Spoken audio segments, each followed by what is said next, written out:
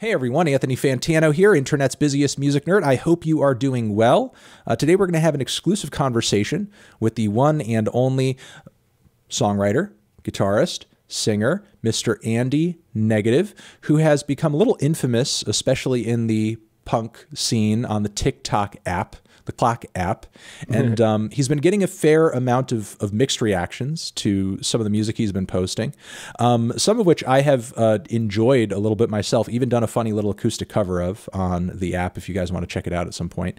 And, you know, given some of the harsh reactions that his music has been receiving as of late, and the fact that he just dropped a new song, I thought it would be cool to have him in here and just have a conversation about his beginnings as a musician and basically like how he's come to this point and how he's just kind of working through everything that he's dealing with now in terms of reactions and receptions. So Andy, thanks for coming through. Thanks for having me. Cool. So very excited. Cool. Let me, very excited. Sorry, bit of a glitch here. All right. Good. So let's start off with, you know, the beginning. Let's start at the start. I've seen it's a very good place to start. Exactly. I've seen a few videos on, you know, your profile where you kind of described being a musician in punk bands like years and years and years ago, and showing all these older pictures and everything, and kind of the, you know, how you kind of progressed through various bands. Like, when exactly did you pick up the guitar, start writing, start in bands, and, you know, was pop punk kind of initially your first love genre-wise, I guess? Yeah, absolutely. I picked up a guitar, a bass guitar, actually. So we have that in common. Nice. When I was 13, because some friends wanted to start a punk rock band. We were all listening to nothing but Blink-182. Of course. We were like, this will be fun. Let's do this. And they didn't need another guitar player. They needed a bass player. And I was like, hey, I'll give it a shot. I'd been playing music other ways before, but that was like my impetus into like rock and roll and punk rock, whatever you want to call it. And did that band for high school, and it fell apart as high school bands do. And did a little bit of writing there. And then as soon as high school was over, I was like, the guitar is way cooler than the bass, in my opinion. So I'm going to switch to guitar. And then I just started writing and playing. And that was pretty much it. Okay. And when did you find yourself in, like, you know, some of these earlier pop punk bands, and, like, you know, did you guys get recordings together, or like right away, basically? Like, first band was basically a punk rock band. We did a little demo. It was garbage. And then, yeah, I went out on my own, moved to Toronto, Ontario, here in Canada, and then tried a few bands here and there. Nothing really panned out, you know, occasionally recording demos and stuff. And then I was just kind of doing the thing, recording my own music. That's what I learned how to do. And then, yeah, got to this point somehow. You know, fix my ignorance on this topic, but, like, enlighten me a bit on what the general landscape looks like there at the time in Canada as far as, like, the pop punk scene goes. You know what I mean? Were there, like, a lot of other bands to interact with? Were there, like, greater groups that you hope to maybe open for at some point? Like, what exactly did the latter look like at the time? Or was it more of, like, you know, there's not a whole lot of groups here doing what we do, or something like that? It was like semi-bleak, but not super bleak. Like there was a handful of bands that were bigger. Sum 41, obviously, being probably the most notable. But then we had bands like I forgot they were I forgot they were Canadian. So there you go. Thank you. No problem. And then we had bands like Gob, who they're still around too. They were like bigger, but not as big as Sum 41. And those were kind of like if you're gonna play with somebody. And then just tons and tons and tons of high school level, like entry-level pop punk and punk rock bands that are just playing around or whatever like that. So there was a lot of competition and not a lot of space to play here. I know there was a ton in the States, but here it was definitely a lot more locked down. So, you know, again, despite Sum 41 and also Avril. Avril as well. You would say invented skateboarding. Right, exactly. You would say, in your estimation, like, pop punk wasn't culturally, like, popping off in Canada as much as it was in the States? Or are you talking about just like a general issue between Canada and the States in terms of, like, number of venues that you could perform in? Just like number of venues and stuff. I think it was popular. It was definitely not as popular as, like, say it is now in Canada compared to kind of what's happening. It was huge in the States at the time, popular but less popular in Canada. Still, even now, I don't think it was as popular back then.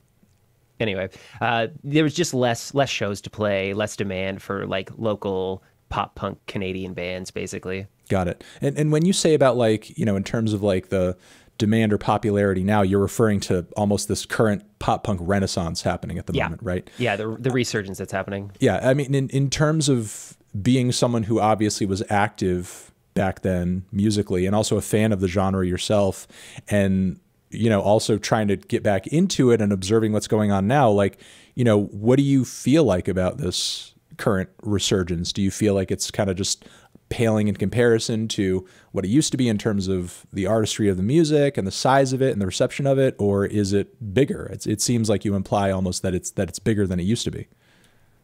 I think it's definitely more maybe mainstream than it used to be in a way, just because of some of the bigger artists that are like dipping their toe into it and stuff.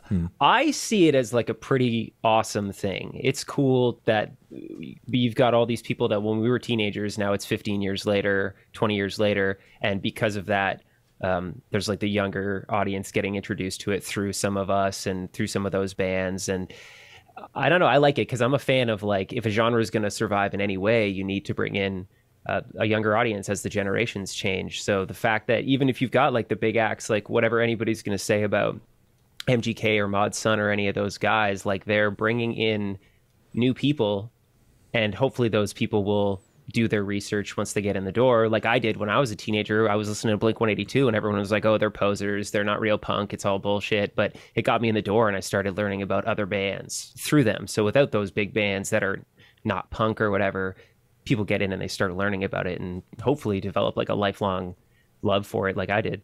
Sure, absolutely. I mean, you know, a guy like MGK could be a bit of a gateway, I suppose. Yeah, yeah. When you look back on, you know, a lot of the bands that you got into originally, and maybe what your music diet looks like today, are you still listening to a lot of those old groups that you grew up on to kind of, I don't know, stay in touch with the vibe or continue to inspire what you're writing and creating now? Yeah, 100%. I try to listen to a lot of the new stuff, but I also do like to listen to the old stuff too, just as like a point of comparison.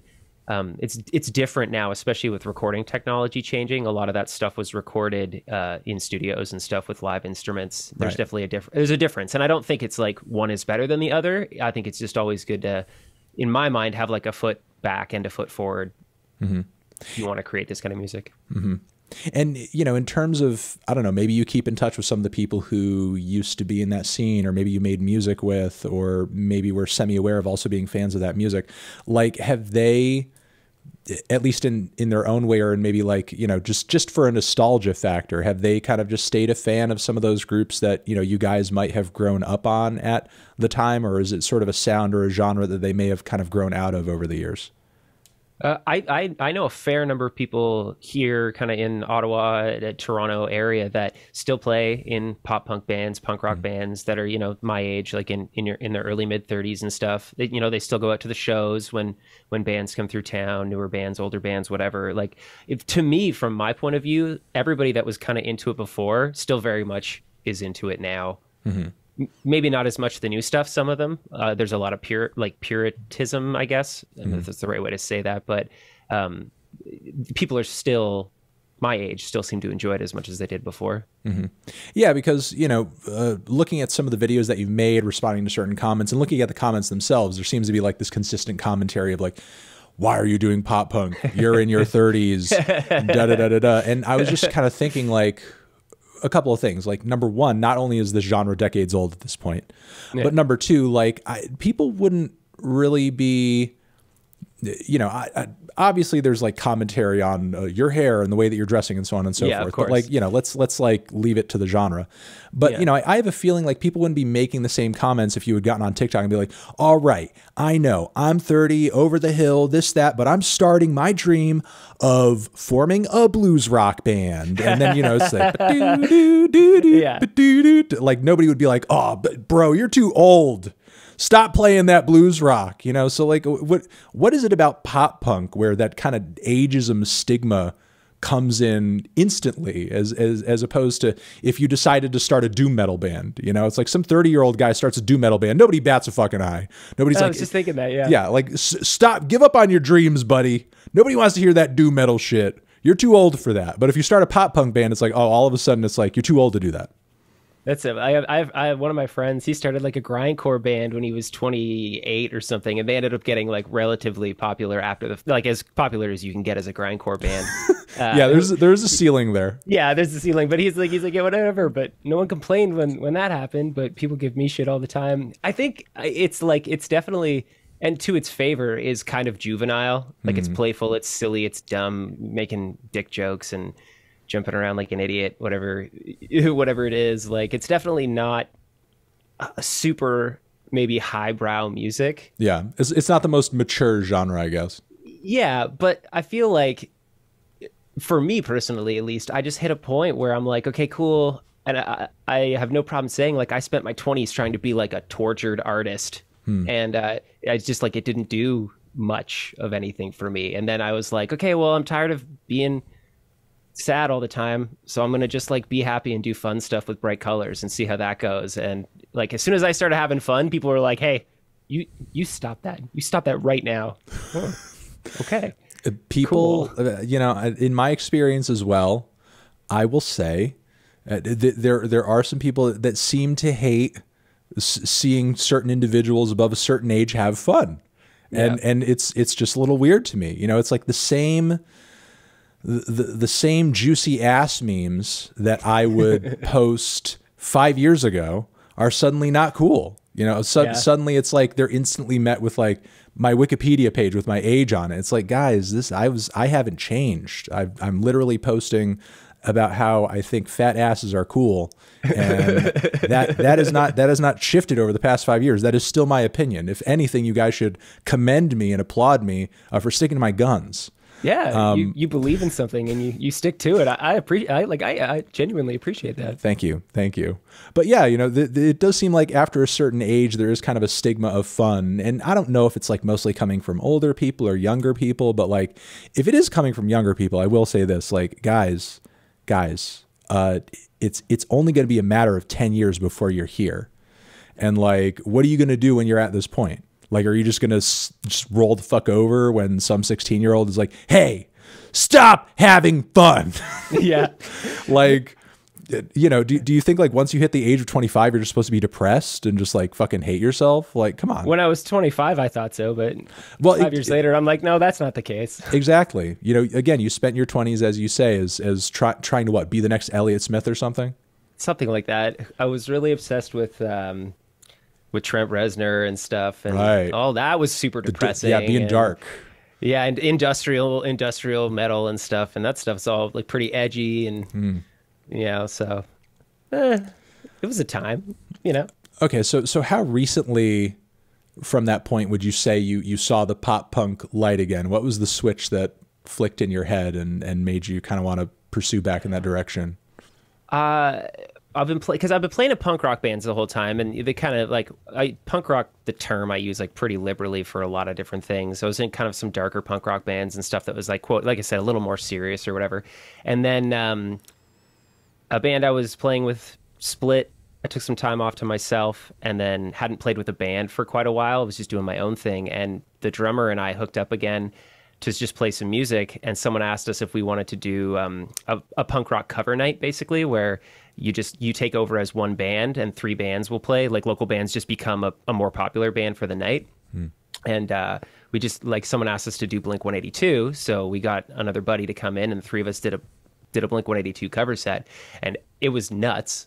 Like someone busted a chair at the venue over top of another person. Like it was crazy. People were going out of their minds. It was so much fun. Right. And I was like, fuck, I need to just be, oh, can I curse? Yeah, curse okay, away. Cool. Curse away. And I was like, fuck, I need this back in my life, because it's too much fun to not be doing this, even if I never and I don't assume or think that I will ever reach the pinnacle of a band like Blink 182 in success or people caring about me, but to not do that kind of music that I enjoy so much, that other people also seem to enjoy, just I feel like was a disservice to myself.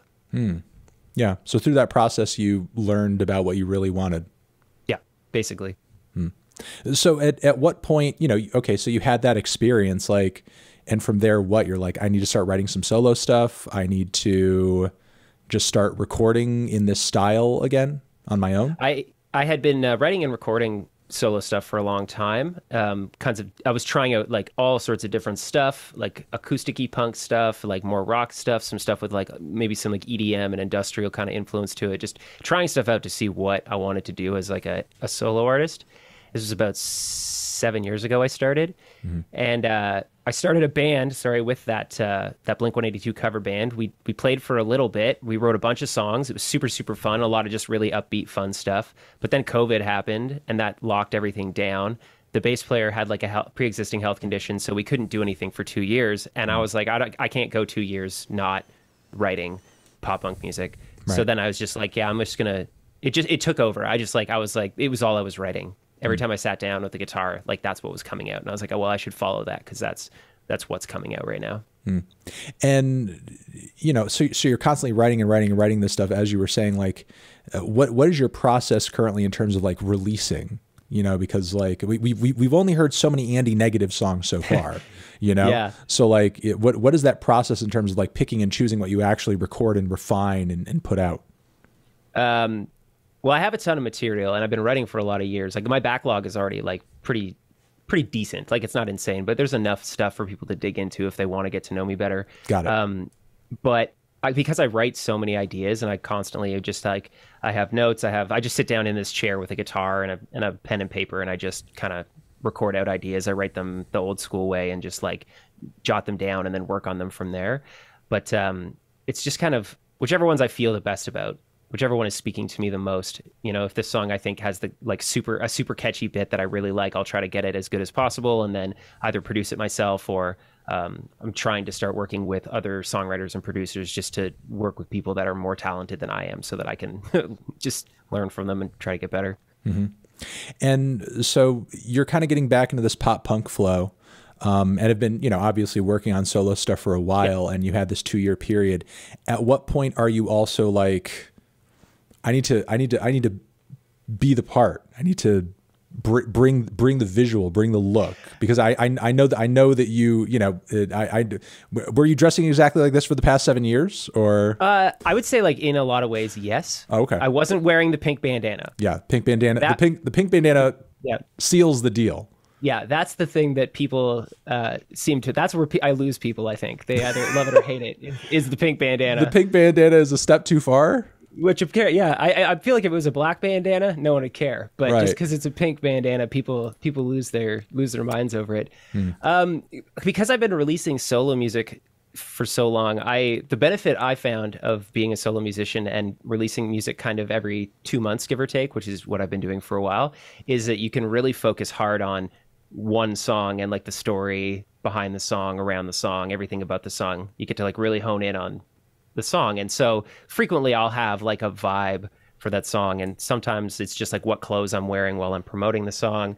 One time it was I basically wore a dog costume, a really hot sweaty dog costume for 2 months because the song was about dogs, which groundbreaking stuff, I know, but so this is just like another iteration of I just try to get the feeling of a song out in every way possible, not just here's a piece of music, but here's like the way it looks, the way it feels, the lyric videos and the artwork and everything all hopefully tie together in a way that tells like just a slightly bigger story. So, you know, you've got this song or this recording that you've worked on, and, you know, you've got your bandana, which before we move on, have you experimented like headband bandana in the pocket? Have you done just basically like a bandit type wrap around the face? And that could be kind of threatening. I debated wearing it up here, but but it's so loose. I don't want to retie it again. Right. You know, that's a pain. Exactly. It's work, and I don't want to do extra work, man. Got it. You're working on so much already. Exactly. All right. So you've got the bandana, you've got the song, and I should note the bandana stays on always. Okay. Right. Just for anybody that's wondering, like constantly sleeping, bandana, eating, bandana, special fun time, bandana. Got it. This, you know, just make sure nothing catches it. Maybe put some Velcro. Maybe put some Velcro on it so it could pull off easily. I can put it back here, and it's like a kerchief when I do that. Yeah, you don't want to get food on it, so you just move it back there. Well, I leave it on in the shower, so it just gets clean every day anyway. That's good. That's good. So like, at what point do you decide to, or I guess like once you have the song ready and you want to start putting it out there, you want to start kind of getting yourself known in the world of music, and obviously like social media is the clearest way to go about doing that. Like, at what point are you like TikTok? Was TikTok the first decision, or did you try other places off the bat first? Or I've been trying for years on all the different social medias, right? And I just never really got much traction on any of them. YouTube is okay for me, but all the rest of them are just a hot mess for a long time. And I did something, I can't remember what, and someone sent me a message, and this was back when it was Musical.ly.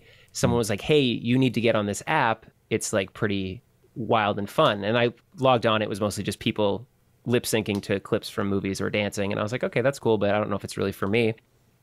But then the pandemic hit, and I was like, oh yeah, this TikTok thing. Someone had turned me onto it. So I started back around 2000, I think. 2020, sorry, 2020. not 2000. Yeah. And just started posting and stuff, and got basically nothing for a year and a half. And when you were posting, was it just like song clips, or you talking, or? I tried a bunch of different stuff. Tried to just like, get involved with communities, like the independent musician stuff, like home recording, which is like something that I'm very active in, and I'm very enamored by. I love the idea of making art in your house and not paying somebody for studio time if you can't afford it. Like, just wanted to get involved with people like that. Guitar Talk, which is also kind of a toxic community too. Just trying to find cool communities and get engaged with people. And then, sporadically promoting songs until about the end of what was last year? 2021. When I started going, it's all a blur for me too, so don't worry. I don't even know what day it is, man. Then I started getting a little more serious about like having a plan for promoting songs on TikTok, and it was mostly just trying stuff out. And you can go back on my TikTok and look. I haven't deleted anything, which was probably embarrassing for me, but you can go back and look and see as I'm trying things out, and I'm trying to see like if there's stuff that I can get to work, like around Halloween, me trying to do stuff that's like spooky songs with costumes and seeing if that maybe triggers a little bit more, and just trying stuff out. So, this video and the song that you released on TikTok where, you kick the whole thing off with like, this song's for all the weird kids out there. Was that the first video that you put out that really got like any traction for the music that you've been promoting? Pretty much. Okay. I'd had a few TikToks that popped off that were it was mostly recording and stuff though. Like, here's some recording ideas, and people are like, those are dumb. And I'm like, okay, fair enough. Okay. All right. Cool. Good to know. So I was already prepped for the fact that when something goes off on TikTok, it's mostly because people are like, you're stupid. And you're like, right, oh, okay. right. Fair enough. No, absolutely. And then, but yeah, basically did I just write the next emo anthem was like, we'll call that's the first and insanely biggest thing that I've ever had happen to me on any social media app or with any press. So ever. When you initially started seeing like the views rack up, I mean, was there that part of you inside where you're like, finally, and then you go to the comments and then it's like, oh. At first I was like, what the hell is even happening? Right. And then and then I read the comments and I was like, oh, this is what's happening. Okay, people hate it. And it was, I'll say for sure that it's not the first time I've gotten internet hate, and I'm sure you can attest to this fact that at first it can be pretty like blindsiding. And it was brutal for, I want to say, like about a week. And then I kind of just like adjusted to it. I asked myself, how is this the best thing that's ever happened to you? And then I was like, let's just roll with it. Right. And during this time, like, kind of dealing with this for the first time, were you doing your best to keep a distance from it? Or were you basically like, I got to see every video, I got to see every stitch, I got to see every comment?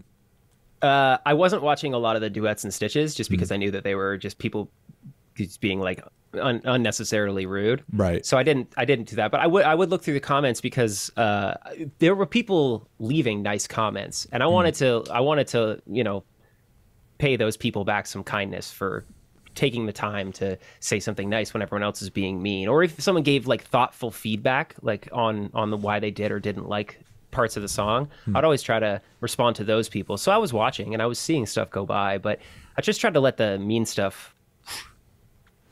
just go past my eyes. The recording, just speaking of this, a couple elements here, the recording itself, in any way whatsoever, the song, the way you produced it, anything, like, did you have any sense that if the right people heard it, it may rub them the wrong way?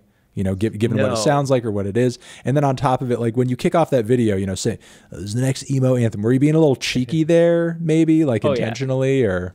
Oh yeah. Yeah. I, for anyone that doesn't know me, and as you may get to know me in the future, I am very serious about what I do, but I do not take myself seriously at all. Sure.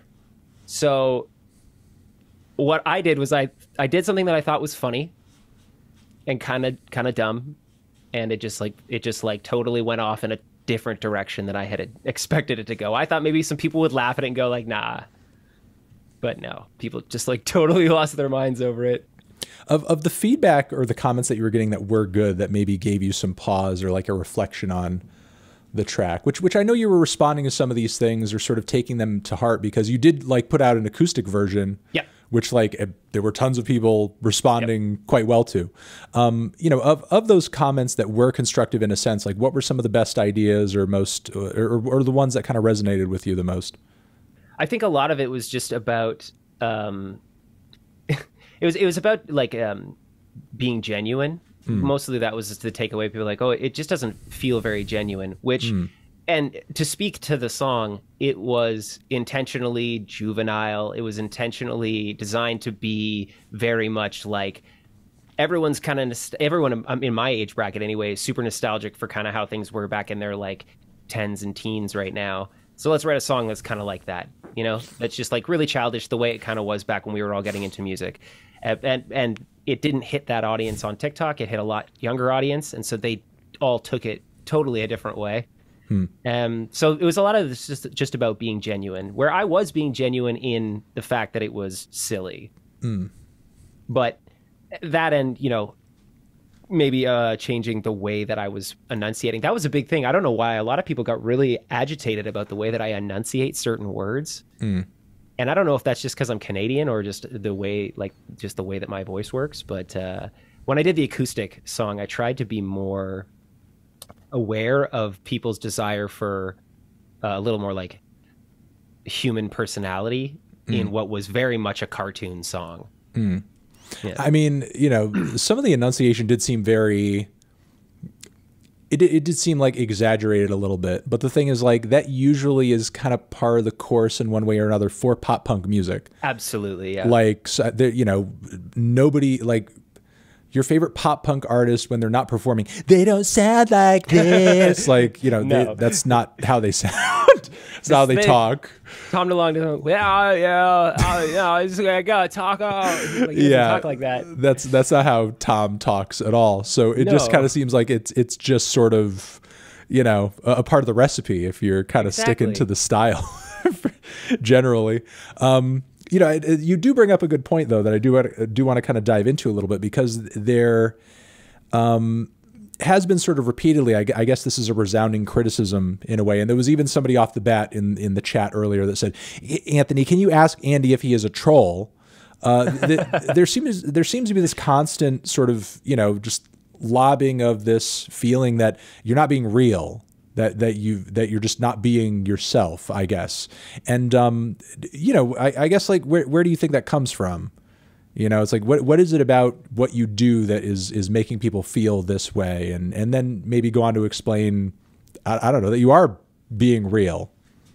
I think a lot of it just has to do with how, like, I understand how kind of like big and animated that I get when I turn the camera on. And I feel like a lot of that has to do with, personally, I just get really excited about playing music, even if it's literally just into a camera so I can put it up on the internet. But if I'm playing music live, I'm the same way. Like, I jump around like an idiot, and I try to make myself as big as possible, just because, like, it's a show. Like, you're there to entertain people. So I feel like probably that's a big part of it, is that, like, I am very much putting on a show, but genuinely that's just like me putting myself out there as much of myself as I possibly can into doing that, because I literally just want to entertain people and make myself laugh while I'm doing it, because, like I said, like, I'm too old to be like depressed all the time about myself. So Sure. I want to just be having a good time. Yeah, I suppose it's kind of like a lot of things mixing. I mean, with anything having to do with punk, there is going to be this like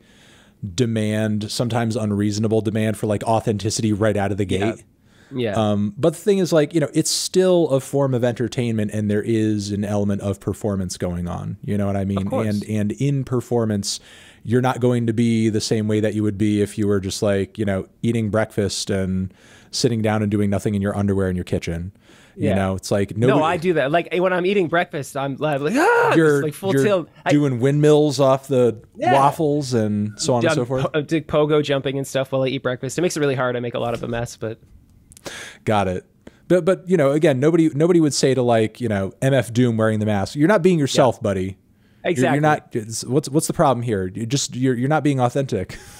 Yeah, no one gives shit to Alice Cooper for like of the stage show. Right, exactly. And you know, the thing is, like, I think there also needs to be a bit of an appreciation of the fact that, like, again, you've made this song, you've knowing sort of like the how juvenile it would be perceived in some way. You've donned the bandana, without any sort of like, you know, label exec breathing down your neck.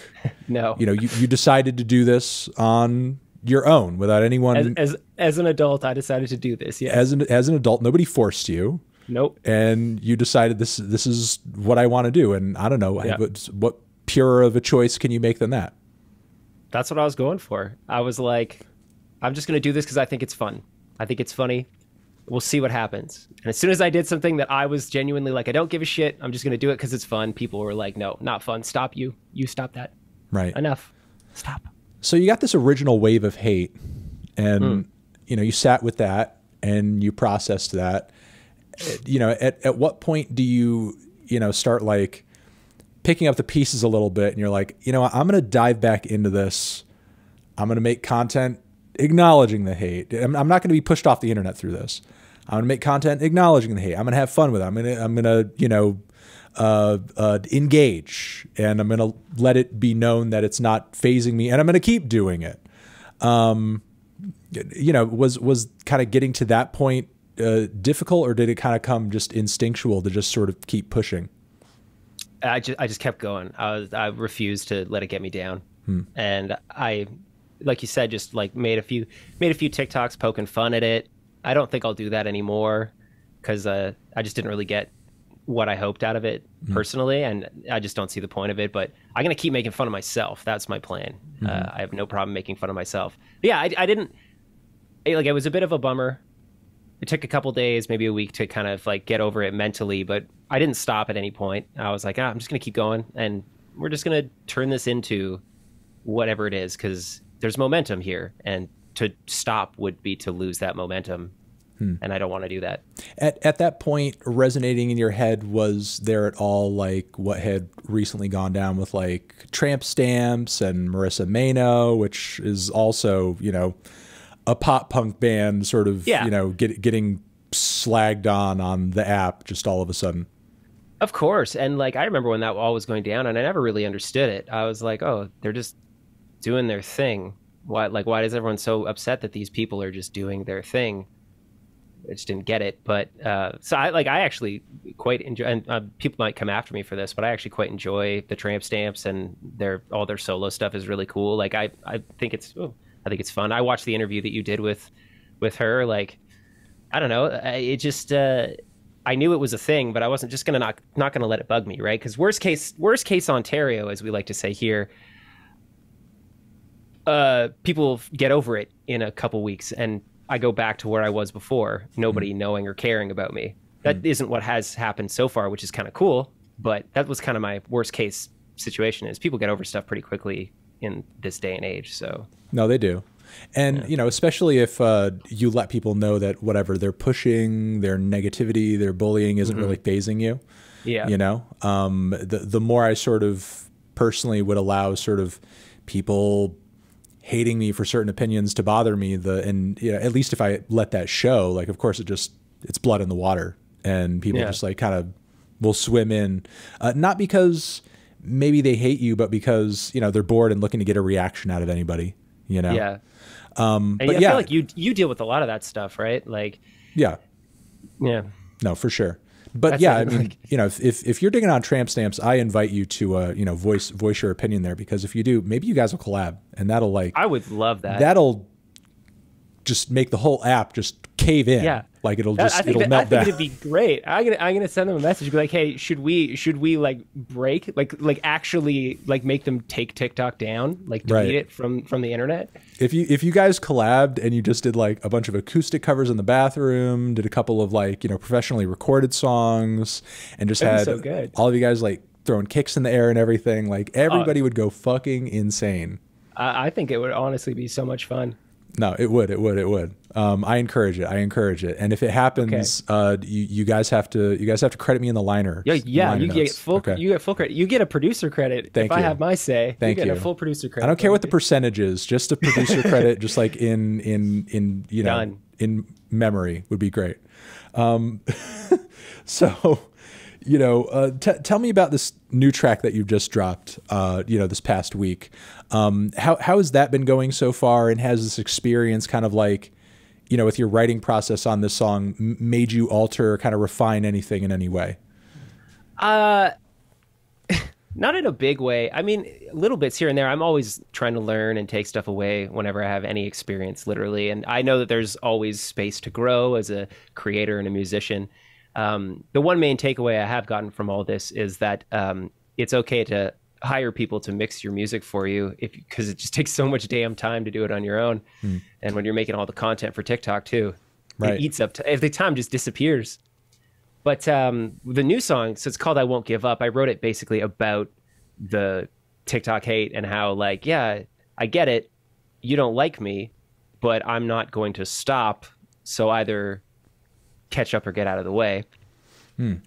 And the immediate response has been staggeringly positive from people. Like, I'm seeing people doing total 180s and stuff. And I feel like a lot of that has to do not just the song, but also because people are getting to watch me progress through this. So in real time, they're getting to actually watch an artist kind of grow from basically nobody to, you know, someone that some people know about, which it was probably like, I've watched it before, and it's fun to watch somebody kind of go through their journey. So I think it's a better song for sure. I do like When We Were Young. Like, I don't care what anybody says. I like it. I think it's a fun song. But this is definitely like a more in the direction of where the kind of music I would generally make goes. Big choruses, you know, distorted guitars, drums that are on time. So you think the product this time around is better? You know, do you think maybe there was an element of maybe like a lack of familiarity bias there? So people just kind of stumbled across you out of the blue and were just like, who the hell is this? You know, this seems Probably. fake. This guy seems like a troll, or he just seems really cringe, and this and that and the other thing. And then seeing you unfazed by it and sort of poke fun at it and react to it, and then sort of continue on anyway, maybe convince some people, oh, maybe he's really serious about this. Maybe he just wants to actually do this. I think that's exactly what happened. Because I would say that is very much what it seems like from my point of view, at least. And I've had a few people that have been very kind to me. Some like people like yourself, obviously, who have kind of championed me a little bit. Some other bigger YouTubers who have talked about me and given me a lot of like kind, helpful, warm feedback. And their audiences have come over and been very kind and positive towards me. And that's definitely helped a lot with just dealing with all of it. But yeah, I think a lot of it has to do with who the hell is this? Why is he so friggin' colorful and obnoxious? And then, oh, okay, he just likes being kind of colorful and obnoxious. That's all right. And hold on, I have to I have to defend you here. Somebody in chat says budget MGK. I will say, if that is if that is a comparison you're going to make, Andy Negative very much represents the light. And I think MGK represents the darkness. Okay. I appreciate that. Wow, you're so kind. What a kind thing to say. Oh man. I don't think Andy Negative would ever write Sid and Nancy. No. And as far as like toxic relationship dynamics go, that song is downright toxic. It's crazy, yeah. I would much rather listen to "We Are the Princes and Princesses of." So it's like I don't think that song is not in MGK, and that song is not in MGK because the light is not there for him to seek out that song. Yes, that's right. Somebody in chat says MGK is budget Andy. That is true. That is the truth. Oh, finally. See, because here's the thing. Andy has been punk rock for longer than MGK has been punk rock. Okay? So it's like you can't pull punk cred. MGK cannot pull punk cred on Andy even with all the streams in the world, because Andy's been in the trenches longer. Andy has been in the trenches for longer. So I'm glad that we got that straightened out. I'm going to be smiling for a week now. I hope you know that. Like, that's it. This is it. Like, that's it. I actually would write a song about it, because honestly, like, what is the worst thing that can happen? You know, MGK writes a beef song back, like a beef punk rock song back at you, you know? And honestly, like, it would probably be a good way to bolster people onto your side. I don't know. I as funny as it is, my mentality is that I don't want to build stepping on someone else. That's true. It's not who I am. Time is probably better spent collaborating with Tramp Stamps. Exactly. And I think that'd be a lot of fun. So, send them my way. Oh, for sure. So I wanted to ask you, like, with this new song out and everything, like, what are, aspirations from here? Because it seems like for a long time, whether it was pop punk or industrial stuff, or I'm going to be the next depressed singer-songwriter, you've been doing this for a long time just to do it,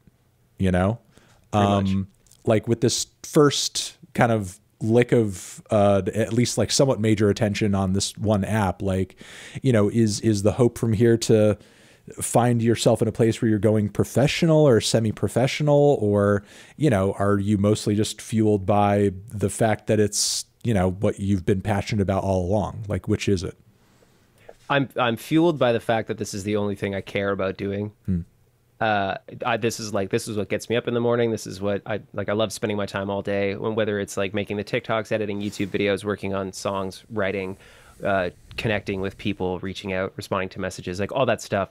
I just love doing it. And as long as there's people that are stoked about what I'm doing and want to be engaged with me, I'm happy. I would love to see myself continue to take steps forward. I want to do touring, because I haven't done any touring in a long time. And I feel like the world's starting to come back again, and that opportunity is starting to open up. So, I would love to find myself in a place where I'm able to go out and play shows for people again, because that's like there's nothing in my life that I have experienced quite like the 25 minutes standing in front of a bunch of people, just trying to entertain them as much as possible. That's like my purest joy in life, and I don't get to do it anywhere near enough. So that would be kind of the ideal thing for me, is just get out there as like an opener, get out on the road, just have fun, meet people, I don't know, and just grow and put out more music, work with people that are better than me, like I said earlier, and try to write cool songs with people that are super talented. So maybe I can learn a little bit from them. I caught a recent update that you made where you were talking about like, I've had some exchanges with like some industry people and so on and so forth. Are like doors kind of opening as a result of this, or any significant connections being made? We'll see what happens. When I'm saying out talking to people, it's just making connections and hi Ace, what's up? Yeah, how's it going? Talk to you, just check in and stuff like that. So nothing crazy, but as I've learned about the music industry over the past 20 years, it's slow and it takes time, and you meet somebody and who knows, something could pan out from it 5 years down the road, or nothing could ever pan out from it, and it's better to just not stress. If someone's not interested, they're not interested, and that's cool. It's not a big deal. Okay.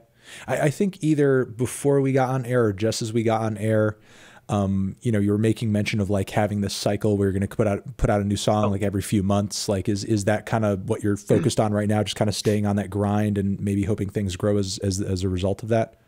Basically, yeah, I've got kind of blinders on, and it's just every 2 months. I spend about 2 months just putting as much into a song as I can. Song, music video, lyric video, stories about the song. People seem to really like the acoustic versions of songs, so I'm going to make sure that that's coming out more for people, because if they like it, I may as well keep doing it. But yeah, that's pretty much the vibe. Okay.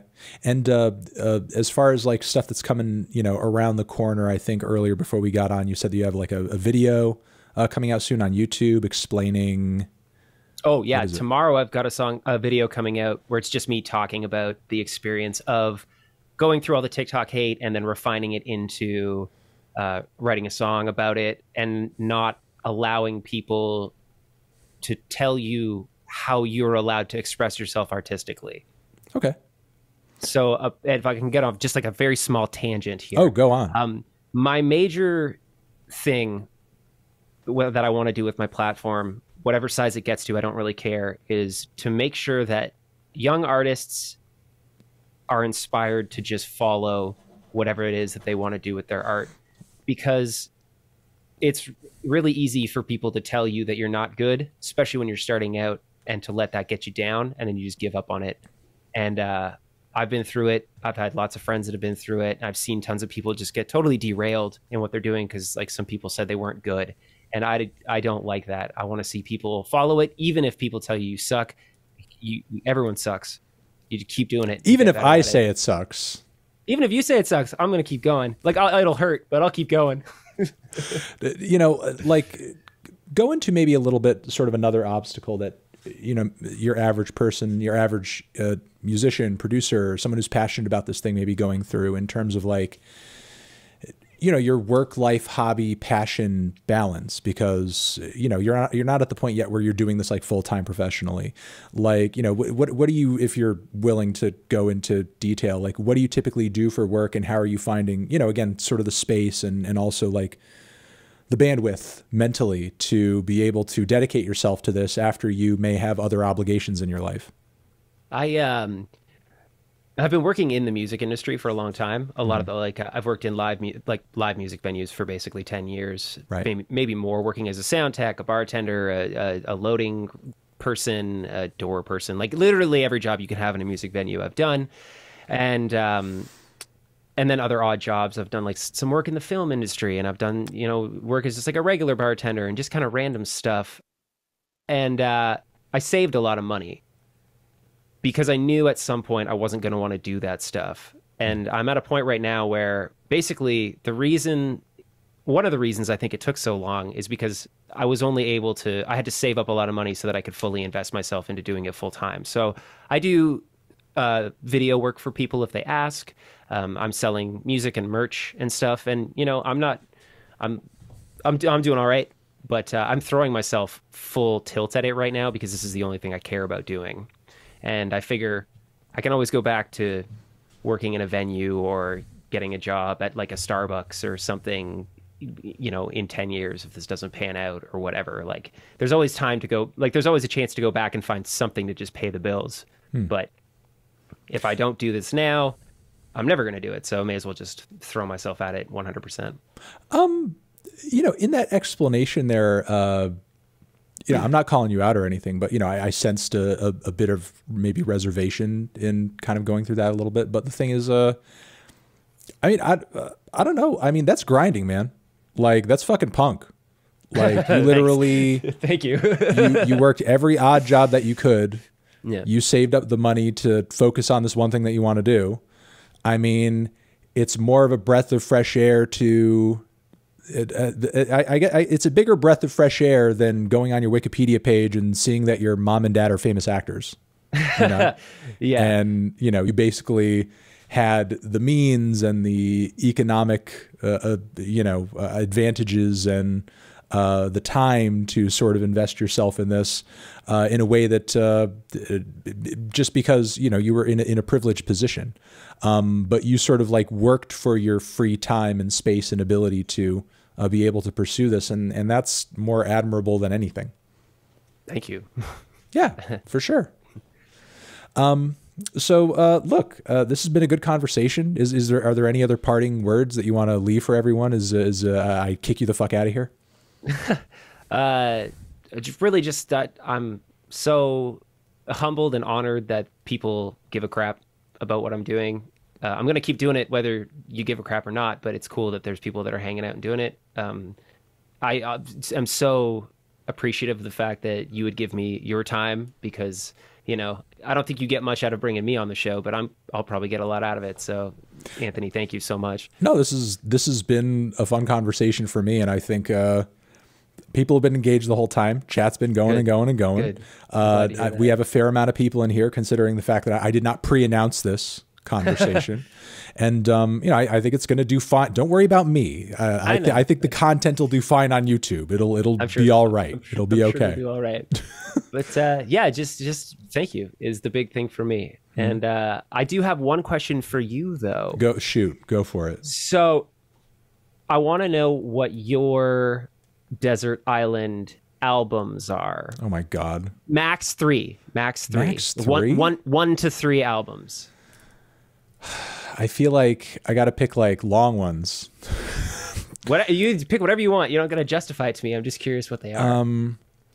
Maybe like Kamasi Washington's The Epic, because like that's going to be 3 LPs of jazz forever. It's so much jazz. Maybe the expanded edition of the Talking Heads live album that this band is Talking Heads. Yeah, because that's got two LPs of just great live cuts from front to back, ranging from everything from the early stuff to the late era stuff. And what else? Maybe if I could take it as a double album, because it was supposed to be a double album originally, maybe the 2 recent Clipping albums, or maybe that, or maybe Godspeed You Black Emperors, another Canadian band that I love. Lift Your Skinny Fists, maybe that. And I'm reflecting on no, it's fine. Okay, no, that's fine. I was thinking fine. Like, wait, are my picks fun? And then I was like, no, the Talking Heads record is fun. So it's very fun, fun. Talking Heads are very fun. That'll get me across, I think. Perfect. For long enough. I love it. Until I die of starvation or something. Yeah, because or eating like a raw seagull or something. Right, exactly. Yeah. So until I'll definitely, I won't get bored of the albums before I die of a disease. That's for sure. That's all we're looking for, is just to get you through, just so you can survive till you aren't surviving anymore. Right, exactly. All right. Well, thank you very much for coming on, man. Thanks, man. All right. Have a good one. You too. Bye.